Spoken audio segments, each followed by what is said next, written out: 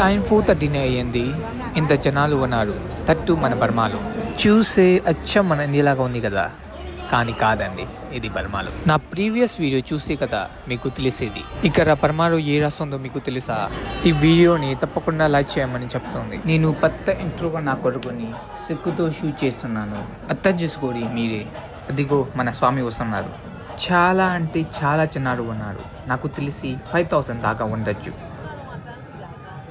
మొత్తానికి లోపలి వచ్చేసా. నిజం చెప్పాలంటే మిమ్మల్ని నేను చూపించడానికి చాలా ఉన్నాయి, కానీ నా సిగ్గు వల్ల కొన్ని చూపించలేకపోతున్నాను. అదిగో మన స్వామి వస్తున్నాడు, నేను దగ్గరగా చూపిస్తాను మీకు. సేమ్ టు సేమ్ మన ఇండియా లాగా ఉంది కదా, కానీ కాదండి బర్మాలో. మీకు నేను చూపించడానికి చాలా ప్లేసెస్ ఉన్నాయి. నా వీడియో మీకు చూడలేదు, అందుకే. పొద్దున్న 7:30 అవుతుంది, అయినా వస్తున్నారు చిన్నారు పోతున్నారు. ఇంత హిందువులు మన బర్మాలో ఉన్నారండి, మీకు తెలుసా? ఇక్కడ తెలుగు పాపులేషన్ కొంచెమే ఉంది.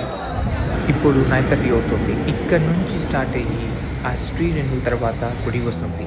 ఇప్పుడే ఎంతమంది ఉంటే నేను వచ్చిన టైంకి ఎంతమంది ఉంటారు మీ ఊరికి నేను తెలుస్తున్నాను. ఇప్పుడు నేను బర్మా రెస్టారెంట్లో ఉన్నాను, నూడిల్స్ తినడానికి వచ్చాను.